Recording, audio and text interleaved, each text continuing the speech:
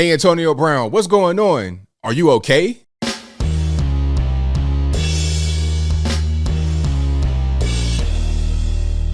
How's everybody doing? My name is Anthony Brian Logan, and today we got to talk about the crazy incident involving Tampa Bay Buccaneers wide receiver Antonio Brown, number 81. Now, there's so much here. I'm sorry if you're not into sports, I understand, but there's a lot of ground we got to cover. First and foremost, let's talk about the incident. Now, matter of fact, I got an even better way to do it. Let's put it on the screen. Now, just for a little bit of context, the Buccaneers are playing the New York Jets. The Buccaneers wound up winning 28-24, if I'm not mistaken. And at some point during the third quarter, the coaching staff are trying to get AB right here, number 81. They're trying to get him to enter the game, and he's refusing. For what reason? I don't know. We can speculate, but I don't know. He doesn't want to enter the game. They're trying to get him to enter the game. He's refusing. So they say, okay, you got to go. I think the head coach, Bruce Arians, said, you got to go. So when that happens, then you start to see him take his jersey. See, okay, he's trying to get like 13 right here. Evans is trying to say, hey, don't do it. You're still on the field. Just relax. But obviously it's not working, right? It's not working. He's taking his jersey and his pads, because understand, like regular normies, if you put on the football jersey, like if you go into the game with a jersey on, you're not going to have what he has. You understand? You're not going to have all the pads and stuff that are like tucked up under the jersey. So when you try to take your jersey off with your pads on, it's hard to do that. So you're taking the helmet, jersey, pads, all of that. He throws the jersey, pads, all of that on the ground, and then he proceeds to take his shirt off, gloves, everything. Throws all of that into the crowd, okay, throws it into the crowd, and then, and pardon the camera angle, but it is what it is. You can see what's going on here. The game is going on. This is the third quarter. The game is still happening behind him, okay? He's going to the end zone. What are you doing, sir? Trying to get the crowd hype? I mean, just ridiculous. And he like trots off the field. What in the world was that? Why would you do that? It's middle of the game. They're trying to get you to go in. It's the third quarter. It's not the end of the game. Why would you take all your stuff off and just roll like that? What's going on? Well, there's a few things that I've read. The first one was obviously there was some kind of contention between him and the coach. He had an injury before this. I think it was an ankle injury, and he was kind of questionable before the game, but then they cleared him to go into the game. So I'm not quite sure if the ankle was bothering him. From what I read, they said the ankle wasn't even the problem. It was just him having problems. AB has had a lot of issues on and off the field. This year, there was a whole fake Vax card controversy, which in my mind is nothing burger, because half of the league has fake Vax cards, probably, in my humble opinion. But and the reason why it was found out, I think he was suspended for that as well. But the reason why it was found out is because allegedly he didn't pay his chef. It was a dispute over like $10,000. So the chef snitched on him, basically. And then that's how the NFL found out, because of the chef snitching. Just really random, weird stuff. But AB has been like this for a long time, okay? And I don't know what's going on. There's a few things I could say. And the number one thing that you guys may know if you're into sports, talk about in a moment. But he's had a lot of issues. There was one thing, I think it might be back in like 2018, where he was on the 14th floor apartment or a condo, and he threw furniture from this top floor, and it almost hit a baby, like almost a 2-year-old Goo Goo Gaga baby on the ground below. Luckily, the baby was fine. I guess the mama, whatever, was fine, but it could have gone, worse. It could have been a lot worse than what it was. There was also a Me Too allegation. I'm not trying to make light of it. I'm just saying Me Too rather than the R word. You understand what I'm saying? But there was a personal trainer talking about, he Me Too'd me, and I'm not sure where that went. I don't believe that there was any kind of criminal penalty, because he didn't go to jail for it, let alone to the penitentiary. But there's all kind of things that he did, domestic violence, allegation, just a lot of stuff. Now, in my humble opinion, I think his problem started when he got this crazy hit from Vontaze Burfict. Now, this is back in 2016, the 2015-2016 season. So it was like right around this time in 2016. Now, the Steelers, when he was on the Steelers for a long time, shout out to Mike Tomlin from Newport News, Virginia.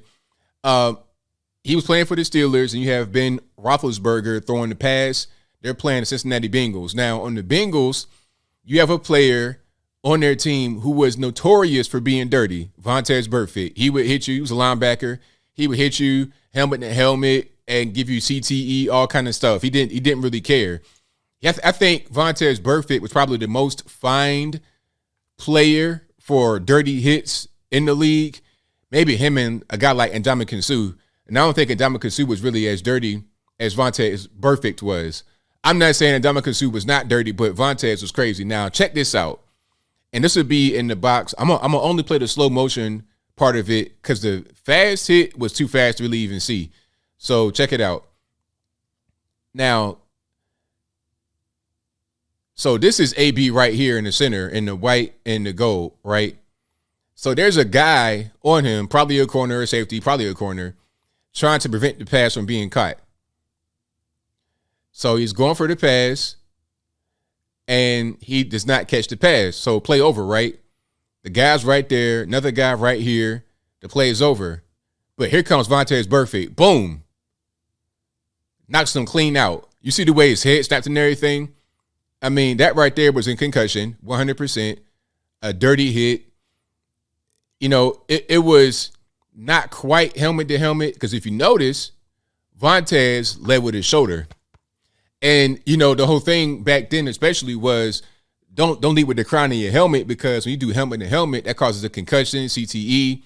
And we've seen guys like Aaron Hernandez and a bunch of other, Junior Seau, a lot of these guys go off the deep end because of CTE. There was another guy that went on the shooting rampage somewhere, I'm not sure where it was, Colorado or something, but then it did an autopsy of his brain, massive CTE. And CTE, if you don't know, that's a brain disease. It causes the brain to degenerate, and you may do things that are outside of your character, like what Junior Seau did, rest in peace, and Aaron Hernandez, he had killed people, and the other guy that went on the shooting rampage, right? Now, AB's not done anything quite like that, but a hit like this, you might think a little bit differently about what's going on, and you may do erratic things, okay? Just maybe.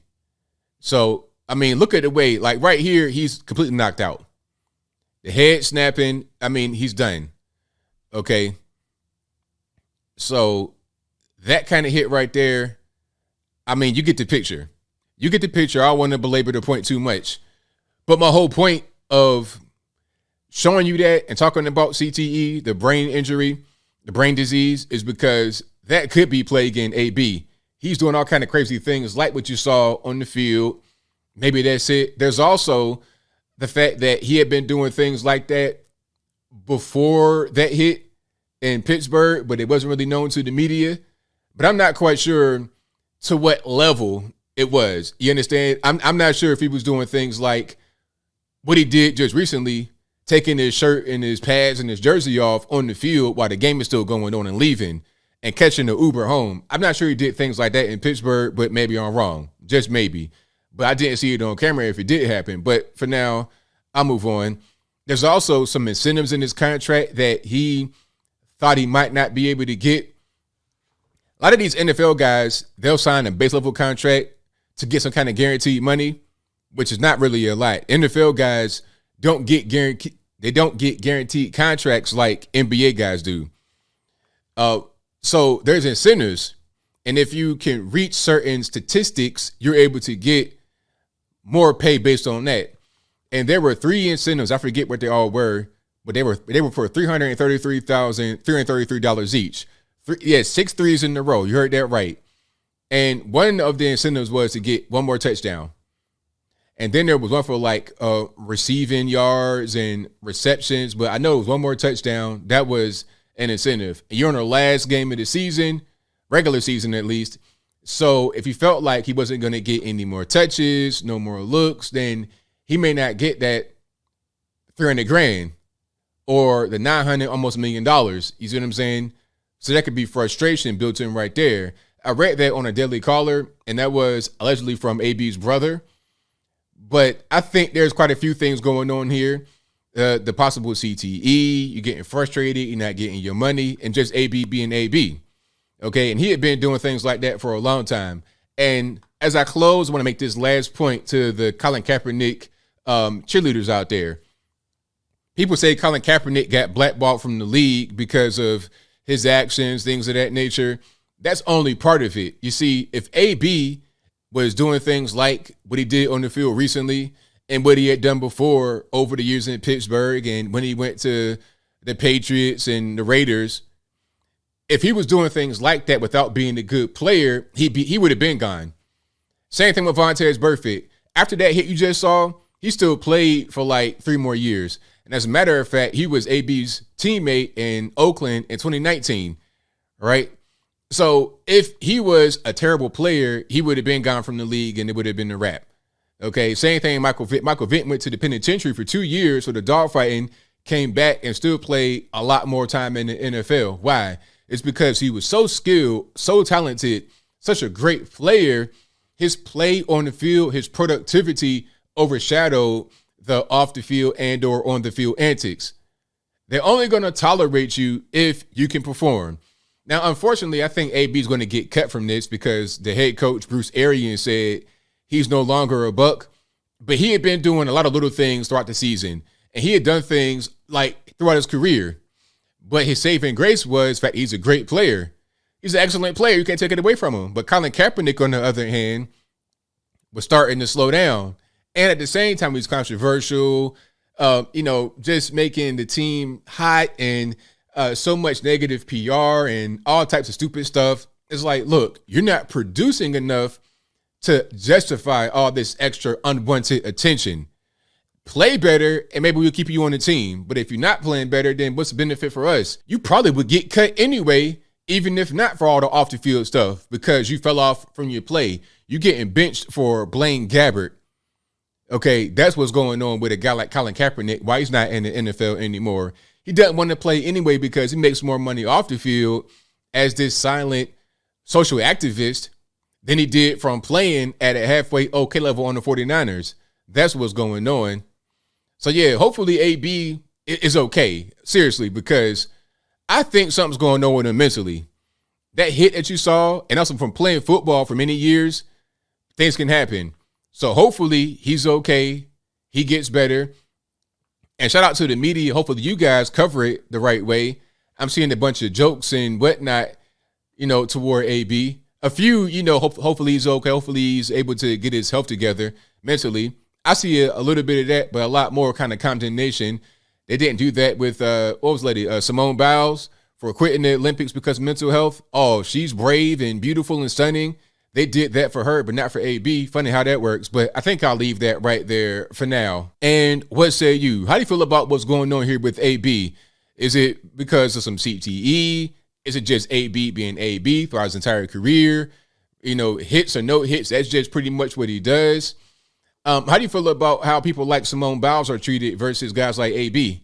You see what I'm saying? Simone Biles was praised for quitting because, you need a mental health break and things are rough and things are tough.